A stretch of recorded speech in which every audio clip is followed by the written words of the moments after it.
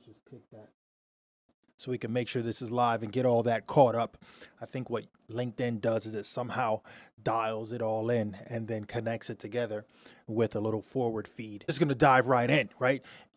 While I'm reading it, like, subscribe, follow, you can do it and listen and click buttons at the same time, right? That's what happens on YouTube. LinkedIn doesn't work like that. Make a comment. Let's talk about it. All right, so here's the deal, right? So he says a functioning society must always be capable of organizing the tangible reality of the social order, okay?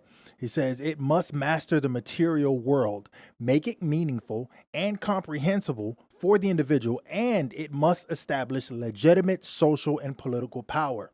It's very ethical at that point, right? It says no society can function unless it gives the individual member social status and function, and unless the decisive social power is legitimate power, right? What are we talking about when we mean power here? It doesn't mean like you get some sort of, eat the mushroom and you're little Mario to Super Mario, right? No, it's not exactly that. It goes, the former establishes the basic frame of social life, the purpose and meaningful society. The latter shapes the space within the frame. It makes society concrete and creates its institutions.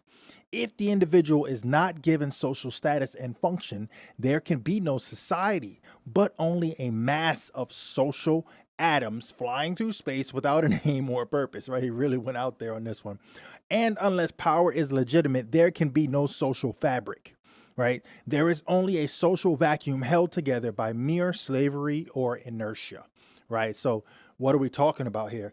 I'm going to give it to you with his action point and drop it right there. Here's his action point. He goes, what will the emerging government in Iraq have to do to become legitimate, right? So remember, this was written in 2004. So they're trying to figure out at that point in time, using that as an example, what did they do to create a functioning society, right, with their current government status at that time? Now, looking backwards, we could answer that question, right? But I'm going to leave that here for you. He goes, what must a legitimate government do to create status and function for Iraqis, right? Here's the deal with that, though. We make the mistake of believing that our idea, and when I say ours, I mean anyone outside of actual Muslim faith that is based off of their government uses that, right, as a structure.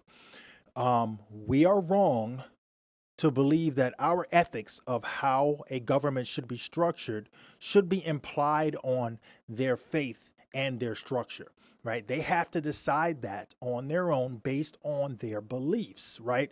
The moment I tell you, if you want to make an immediate enemy, challenge someone on their beliefs and you will have an enemy. You never challenge a person's beliefs. You align yourself, right? And then you move forward, but don't challenge, right? So as a result of that, their structure is going to be strongly based off of their belief, and allow that to happen.